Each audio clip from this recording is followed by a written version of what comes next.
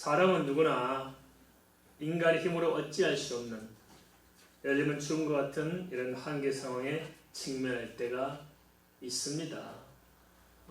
다 남의 일같이 여겨질지 모르지만은 조만간 우리 자신들이 또한 그런 일의 주인공이 될 수도 있고, 또 살아가면서 또 우리가 이런저런 일, 인간의 생명에 관한 문제뿐만 아니고 이 세상 살면서 내 힘으로 어찌할 수 없는 경우들을 우리가 많이 직면하게 됩니다. 그렇다면 그러한 상황 속에서, 그러한 자리에서 우리에게 필요한 것은 무엇일까요? 다시 말씀드리면, 내게 주어진 인간의 이 한계 상황 속에서 내가 할 수 있는 대안이라는 것은 무엇일까요? 오늘 성경에서 마르다와 마리아는 오라비를 잃고 인생일 때 가장 큰 슬픔에 빠져 있습니다. 우리가 이런 상황에 직면해 있다면 우리는 어떻게 해야 하는 것이냐, 어찌할 수 있는 것인가 하는 것을 한번 좀 생각해 봤으면 좋겠습니다. 요한복음 11장 28절에서 30절은 죽음과 절망과 슬픔이라는 인간의 한계 상황 속에 있는 마르다와 마리아를 통해서 오늘 우리에게 이같이 제시하고 있습니다. 한번 그 말씀을 같이 보겠습니다. 요한복음 11장 28절에서 30절입니다. 이 말을 하고 돌아가서 가만히 그 자매 마리아를 불러 말하되 선생님 오셔서 너를 부르신다니, 마리아가 이 말을 듣고 급히 일어나 예수께 나가매 예수는 아직 마을로 돌아오지 아니하시고 마르다가 맞이했던 곳에 그대로 계시더라. 한계 상황 속에 직면하는 인간 누구나 내가 얼마나 무기력하고 무능력하고 무지한 존재인가를 여실히 알게 됩니다. 우리가 살다 보면 굳이 그렇게 큰 문제 아니더라도 일상 속에 겪는 문제도 그렇습니다. 우리 다 이제 자녀들 길러봐서 아시겠습니다. 한밤중에 애가 아파요. 그런데 어떻게 해볼 도리가 없어서 안타까운 것들을 많이 겪게 되고, 또 사업하시는 분들 사업이 한계에 부딪혀서 내가 어떻게 해야 될 것인지 힘들 수 있고, 공부하는 학생들 성적이 오르지 않아서 책 붙들고 울어본 적 있으십니까? 그런 한계를 부딪힙니다. 저마다 꼭 우리가 죽음이라는 인간의 한계 상황, 죄와 사망만이 아니고 이 땅 살면서도 그보다는 많은 한계 상황에 부딪혀서 절망하고 낙심하고, 그래서 내 자신을 들여다볼 때 정말 한심하기 짝이 없고 무슨 수가 없고, 이럴 때 우리가 어떻게 해야 할 것인가 하는 것입니다. 그러나 안타까운 것은 우리가 염려한다고 무슨 낙심한다고 절망한다고 슬퍼한다고 문제 해결되느냐? 안 된다는 데 있습니다. 그렇죠? 뭐가요? 우리가 좀 어떻게 슬퍼 통곡하고 풀어져야 되는데 안 그렇습니다. 하지만 우리가 분명히 알아야 할 것이 있습니다. 그것은 뭐냐? 사람 편에서는 아무런 대책이 없을지라도 우리가 믿는 하나님께는, 그 하나님께는 대책이 있다는 것입니다.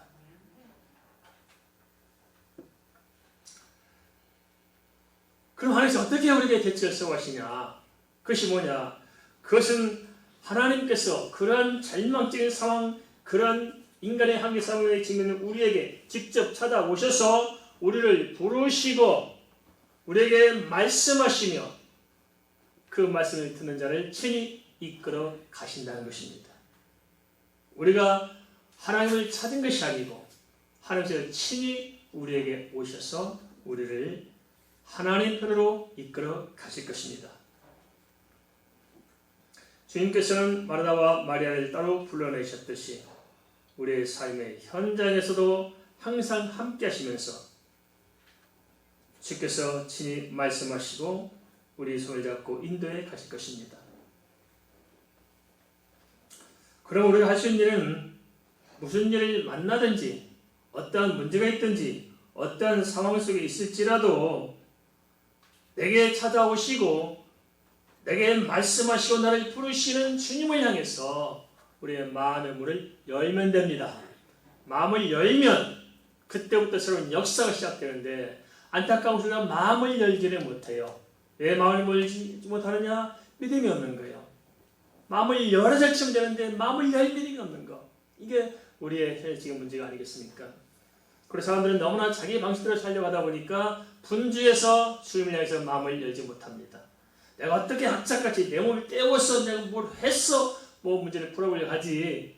내 문제를 하나님께 내려놓고 주님께서 친히 내 속에 오셔서 내 문제를 풀어가시도록 기다리지 못하는 것 또한 우리의 문제가 아닌가 싶습니다. 근데 가만 보세요. 성경에 나타난 모든 인물들의 새로운 삶과 새로운 변화가 어디서부터 시작되느냐.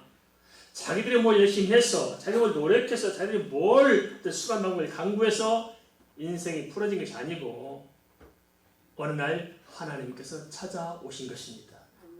그 찾아오신 하나님을 만났을 때 그 하나님과의 관계를 통해서 주님의 말씀을 듣고 주님과 함께 할 때 주님께서 내 삶을 인도해 주셔서 그들이 하나님께 쓰임받고 창대한 역사를 이룬 것이지 그들이 스스로 한 건 아무것도 없지 않습니까? 아브라함도 보세요. 아브라함이 어떻게 해서 믿음의 조상이 되셨어요? 아브라함이 뭐 대단했습니까? 아니잖아요. 자기 말로 하나도 내 말로 떳떳이 말하지 못하는 그 연약한 그 아브라함. 우리 중에도 자기 말을 자기 생명 지켜줘 내 말을 아니 그게 알아서 할 사람 있어요? 없을 거예요. 아브라함 그랬다고요. 이삭도 그랬고 그렇게 연약한 아브라함이었지만 그 위대한 생애를 사시던 것은 뭐냐? 하나님께서 아브라함에게 찾아오셔서 부르신 말씀을 듣고 마음을 열고 하나님의 말씀을 붙들었다는 데 있습니다. 예레미야 보세요. 감옥에 갇혀서 꼼짝 못한 그때 정말 인간으로서 아무것도 할 수 있는 일이 없는 그때 그런 예레미야를 하나님께서 찾아오셔서 말씀하시잖아요. 그 말씀을 듣잖아요. 그 말씀을 붙들잖아요. 그대로 내가 마음에 감동돼서 그 말씀대로 기도하잖아요. 그럴 때 예레미야를 통해서 하나님의 역사의 지평이 바뀌기 시작합니다. 이사야 보세요. 하나님께서 이사야를 불러서 하나님 보호자 앞으로 데려가잖아요. 하나님 면전에서 하나님을 배웠고 하나님의 음성을 들을 때 그가 새로운 자기 이전에 생각지 못했던 삶으로 인도를 받습니다. 요셉이나 다니엘도 그렇잖아요. 그들 할 수 있는 게 뭐가 있었습니까? 노예 신분으로 끌려가가지고 종된 삶을 살아야 되는데 그들에게 뭐가 있었을까요? 그들 능력이 대단했습니까? 아닙니다. 하나님께서 그들을 붙들어 주시고 그들에게 말씀하시고 그들을 감동하심으로 말미암아서 그들에게 지각이 열리고 하나님의 은혜를 입고 하나님의 인도를 받음으로 말미암아서 자기 자신들의 어떤 한계점들, 나의 능력의 어떤 예수함들, 나의 무지함들을 뛰어넘어서 세계 역사를 변화시킬 수 있는 위대한 일을 이루잖아요. 이것이 바로 하나님께서 하시는 일입니다. 우리는 깊이 생각해야 됩니다. 내 능력으로 내 속인대로 살 것인가 아니면 믿음으로 주의 말씀 따라 살아갈 것인가 우리는 가부 간에 단호하게 결정을 해야 하는 것입니다. 그러지 못하기 때문에 우리는 스스로 한계 상황을 뛰어넘지 못하고 그 안에서 우리는 신음하고 고통하고 불안함과 초조 가운데 살아가는 것이 아닌가 모르겠습니다. 바울의 사람들 보세요. 주의 음성을 듣고 그 앞에 무릎을 꿇었을 때 제 말씀이 친히 그를 통해서 이러한 역사를 이루지 않겠습니까? 우리는 누구든지 죽음의 항상뿐만 아니고 살아가는 삶 속에서 많은 벽에 부딪힐 때가 있습니다. 정말 낭떠러지에 직면해 보지 않은 사람이 없을 거예요. 도무지 내 힘으로는 한 걸음 더 내릴 수 없는 한계점이 있을 수 있습니다. 그럴 때 우리가 어떻게 합니까? 절망하고 좌절합니다. 더 이상 대안이 없구나. 이제 어떻게 해야 되냐? 그렇지만 아니다. 예수 믿는 사람에게는 예수 그리스도 안에 분명히 길이 있고 진리가 있고 생명이 있습니다. 내게는 없을지라도 하나님께 있다는 거예요. 그래서 우리가 할 수 있는 거 아니겠습니까? 죽게 있습니다. 그렇다면 왜 주님께서 주의 음성을 듣고 주님께 나오도록 하실까요? 왜 우리가 주의 음성을 듣고 주 앞에 가야 되는 것일까요? 그것을 시편 55편 11절은 이렇게 말씀하고 있습니다. 내 입에서 나가는 말도 이와 같이 헛되이 내게로 돌아오지 아니하고 나의 기뻐하는 뜻을 이루며 내가 보낸 일에 형통함이니라. 그것은 주의 말씀은 진리이기에, 주의 말씀은 능력 있는 생명의 말씀이기에, 주의 말씀은 변화의 원동력이기에 그 말씀을 듣고 믿으면 그 말씀 그대로 우리에게 성취가 되기 때문입니다. 믿으십니까? 주의 말씀이 성취하는 것이면 내가 성취하는 것이 아니고 주의 말씀이 내게 들어와서 말씀이 친히 말씀의 뜻을 이루는 것입니다. 한대의 문제는 대다수 사람들이 주의 음성을 듣지 못해서 인생의 한계상을 넘어서지 못하고 그 안에서 굴복하면서 세상에 방황하는 것이 아니겠습니까? 우리가 인생을 주체적으로 살아야 됩니다. 내가 주인이 되어 살아야 되는데 내가 주인 되지 못하고 뭔가에 붙들려서 그냥 문어발식으로 사방팔방에 붙들려가지고 끌려다니는 인생을 사는 사람들이 대부분입니다. 돈에 끌려다녀. 그저 항상 돈에 매여서 끌려다니도 돈 문제가 풀어지지 않고, 어떤 사람은 사람에 매여가지고 사람의 종로를 하면서, 어떤 사람은 이런저런 사건에 매여서 열심히 산다고 하지만 평생 내 스스로 나를 노예처럼 만들어서 일마다 끝나는 인생 불쌍하지 않아요? 뭔가 행복하기 위해서 몸을 치지만 행복해본 적도 없고 행복하기 위해서만 살아간다는 인생이 얼마나 비참합니까? 그런데 어떻게 해야 될지를 모르고 내 속에는 내 오른대로 하지만은 사실상 그것에서 빠져나오지 못하고 끊임없이 다람쥐 쳇바퀴 돌듯이 그 삶에서 우리가 침몰했지 않느냐는 것입니다. 근본적인 대안이 필요하지 않을까요? 좀 빠져나와야지 않을까요?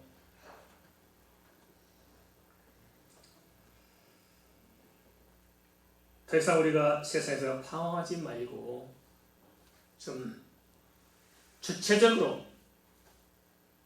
자발적으로 좀 내가 삶을 삶답게 살아내는 것이 필요한데, 우리가 한번 좀 생각해야 되는데 생각하지 못하는 것들이 있습니다.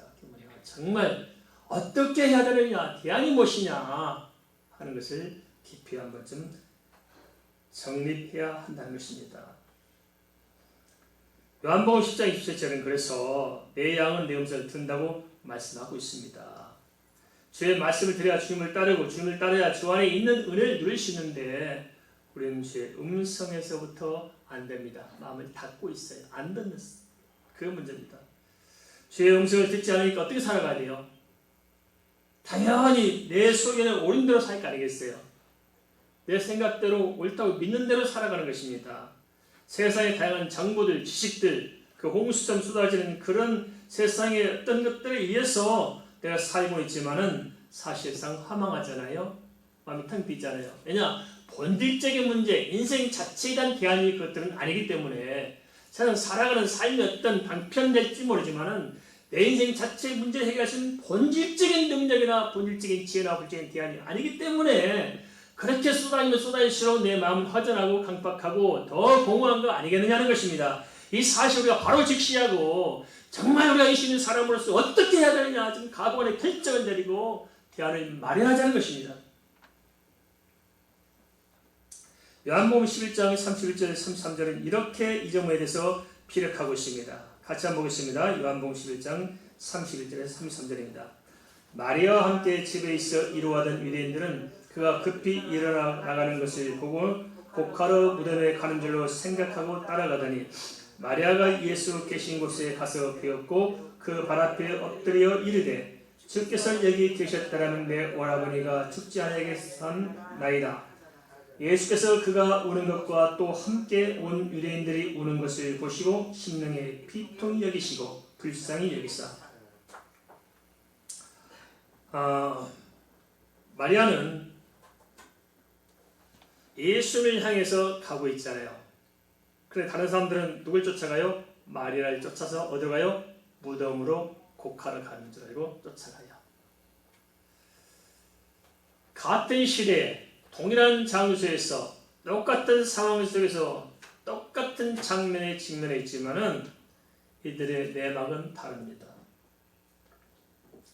겉으로 보기는 비슷해 보이지만은 마리아는 주님을 쫓아갔고 동네 사람 유대인들은 무덤을 향해서 쫓아간 겁니다. 뭐가 다를까요? 그것은 마리아는 주님의 음성을 들은 것입니다. 주님께서 부르신 음성을 들었기 때문에 주님을 향해서 간 것이고, 다른 사람들은 그 음성을 듣지 못했기 때문에 자기 소견에 옳은 대로, 자기들 생각대로, 자기들의 습성에 젖어서 자기들 하던 방식대로 그냥 무덤으로 가는 줄 알고 쫓아간 것입니다. 주님의 음성을 듣고 사느냐, 듣지 못하고 사느냐가 이렇게 우리 인생의 향방을 결정할 수 있는 사실들을 알고 우리 인생을 어디서부터 시작할 것인가를 잘 생각해야 됩니다. 주의 음성을 듣는 데서부터 우리는 시작해야 주의 은혜를 입을 수가 있는데, 주의 음성의 마음을 닫아놓고 항상 내 자의적인 생각, 나의 살아온 삶의 방식으로 우리는 항상 무슨 죄를 풀어가기 때문에 그 안에서 빠져나오지 못하는 것입니다. 주님께서 뒤늦게 나사로를 찾으신 것은 나사로를 통해서 하나님이 하신 일을 나타내는 계획이 있었기 때문이었습니다. 마리아나 유대인들이나 이러한 주님의 깊고 오묘한 섭리를 다 헤아리지는 못했을 것입니다. 그렇지만 주님의 음성을 듣는 사람과 그 음성을 듣지 못하는 사람들에게는 넘을 수 없는 분명한 차이가 있습니다. 사람이 하나님의 섭리를 다 하셨지만 주님의 음성을 듣는 사람은 그래도 다 알지 못하지만 믿음으로 필요할 때 주께서 주시는 감동을 따라서 결국 믿음으로 은혜 가운데 살게 되어 있습니다.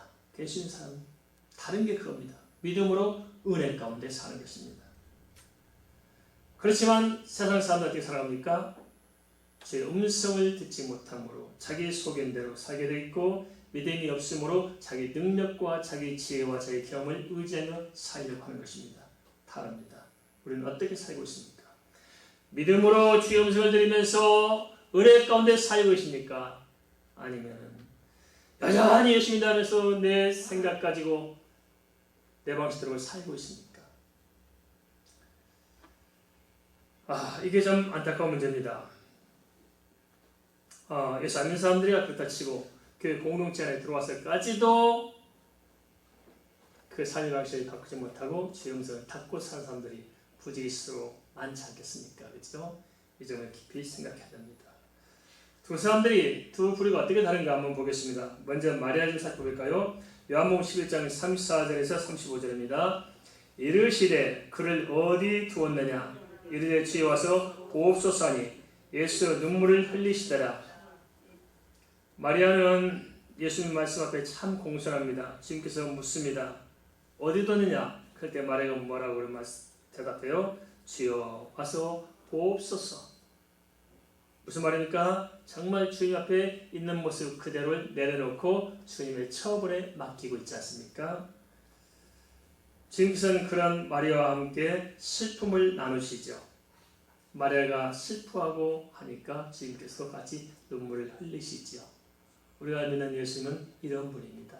우리가 아파할 때 함께 아파할 줄 알고, 우리가 괴로워할 때 함께 괴로워할 줄 알고, 우리가 염려할 때 함께 염려하신 분이 우리가 믿는 예수 그리스도십니다. 믿으십니까? 아멘. 참 인격적이요.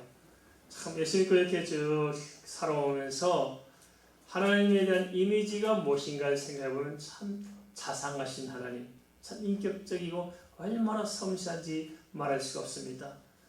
한가하게 마음이 막 요동칠 때 주님께 기도하거든요. 하나님 기도하는데 가보면 장사교에 거의 싹 풀어져요. 지금서 해결해 오셔서 포기하실 때가 참 많습니다. 어떻게 이렇게 내 마음의 속에 있는 것까지 지금 읽으실 수 있을까? 어떻게 하실까? 참 그러고 보면 주님 참 멋져 보여. 그래요. 멋있는 주님.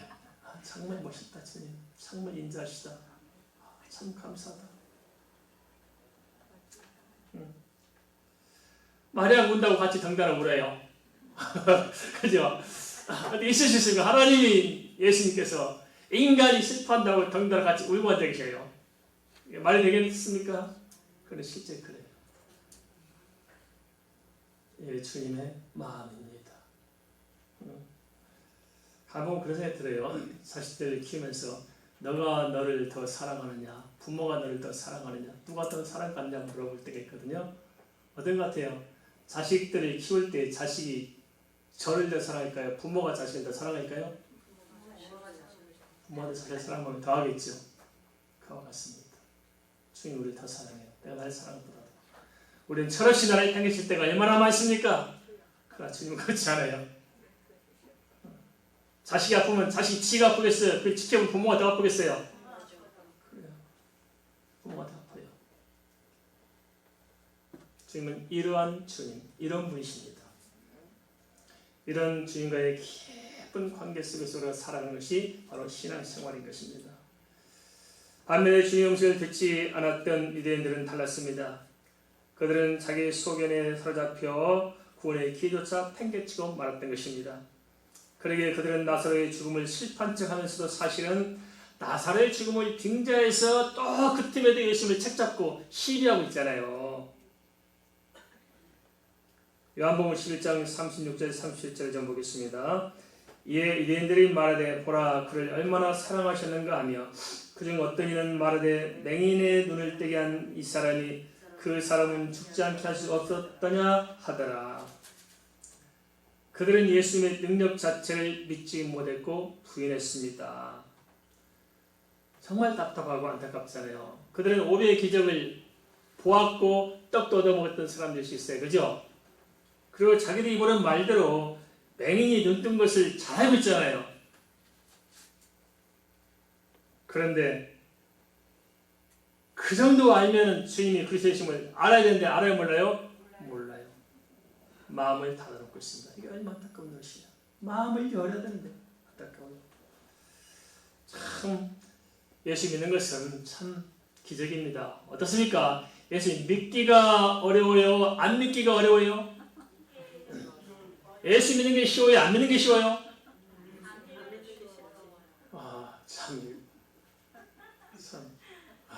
어려운 문제예요. 그죠? 예수 믿는 게 쉬운 것 같은데 참 어려운 문제예요. 제가 생각할 때 진짜 이게 안 믿는 게 더 큰 믿음 같아요. 우리는 사실을 믿잖아요. 뭐 사실 믿는 거니까 뭐 그게 뭐 별로 어려울 게 있어요. 사실 믿는 건데 간단하죠. 근데 사실인데 굳이 아니라고 우기면서 이것을 믿는 것 그냥 보통 믿음이 아니네. 근데 세계가 보면 다 그래요. 보세요. 인류 역사에서 가장 정확한 사건이 뭐냐? 전 인류의 역사 속에서 가장 정확한 사건 하나를 꼽자면 그게 뭐냐 했을 때 예수 그리스도의 십자가와 부활입니다. 다른 사건은 이유도 많고 말도 많고 나라별로 복잡하게 해석도 다르지만은 예수께서 십자가에 죽으셨다는 것은 부인할 수 없잖아요. 명확한 사실이잖아요. 그리고 그분이 부활했다는 것은 증인이 동시에도 500명이나 있었고 사실이잖아요. 가장 정확한 사실은 인류 역사상 부인할 수 없는 가장 명백한 사실은 예수 그리스도의 십자가와 부활 사건이었음에도 불구하고 사람들이 믿어요 안 믿어요? 보고도 안 믿네. 당시 유대 사람들 그 보고도 지켜보고도 바울이 복음 전한다고 죽이려고 쫓아다니고 있었잖아요. 그건 그 사람들의 이야기고 우리는 어떠냐 하는 것입니다. 우리 예수 믿는다고 교회 와서 예배하는 우리는 어떻습니까? 진짜 믿습니까? 생각해 봅시다. 이거 진짜 중요한 문제거든요. 진짜 믿으세요? 아니면 믿으려고 생각은 하고 있어요? 어떤 분 이렇게 말해요. 어차피 뭐 한번 믿으면 천국 가는데 미리 믿을 게 뭐 있어. 죽을 때 5분 전에 믿으면 되지. 믿어질까요? 믿으라 할 때 존버할 때 믿읍시다. 믿으셔야 돼요.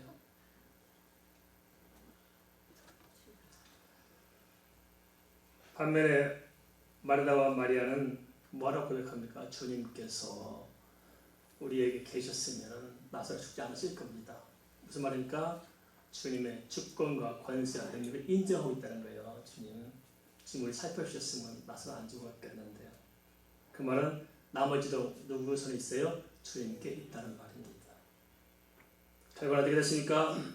하나님은 주의 음성을 듣고 그 말씀을 믿으면 그 말씀이 진 역사하는 그대로 믿음대로 되게 하신 것입니다. 믿으면 됩니다. 서로 인사합시다. 믿으면 됩니다. 진짜 믿습니까?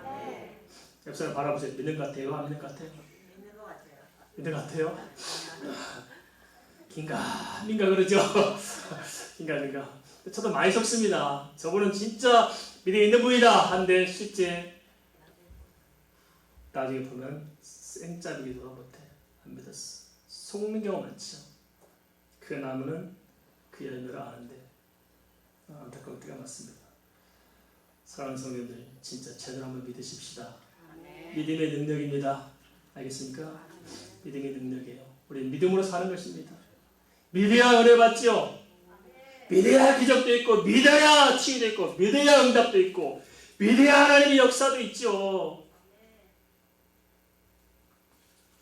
안 믿어요. 그런데 돈을 믿는 사람은 많아도 하나님 믿는 사람은 별로 없는 것 같아요.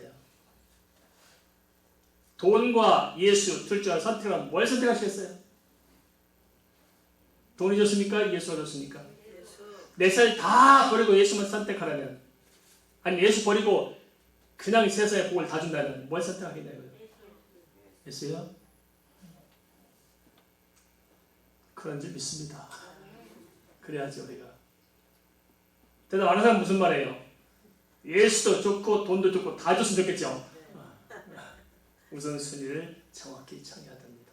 세상을 너무 매해서 오히려 세상을 망칠 수가 있습니다.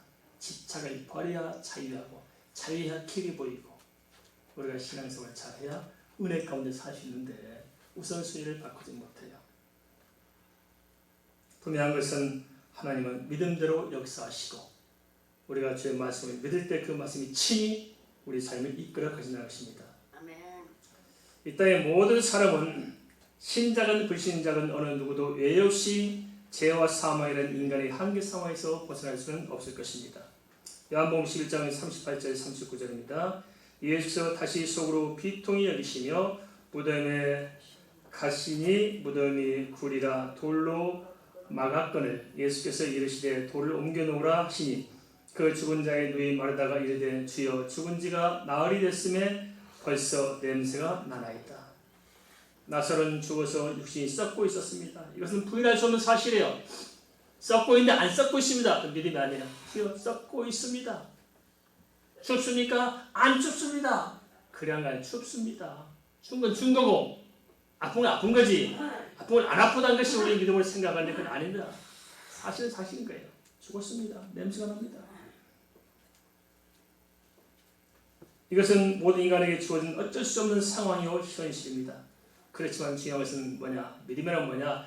그럼에도 불구하고 그것이 전부가 아니라는 데 있습니다. 그것이 전부가 아니다. 내 눈으로 보는 것이 전부가 아니다. 나사로가 죽어서 시체가 썩고 냄새나지만 내 눈으로 보는 그것만이 전부가 아니라는 거예요. 인간에게는 그 전부가 될 수 있을지 모르지만 하나님 안에서는 전부가 아니고 그것이 시작일 수 있습니다. 인간의 결론이 하나님 안에서는 새로운 시작의 문이 될 수 있다는 것입니다. 믿으십니까? 그걸 보자는 것입니다. 주의 음성을 사모하며 듣는 자와 주의 말씀과 무관하게 사는 자는 인생의 궁극적인 결론 자체가 다를 수밖에 없을 것입니다. 왜냐?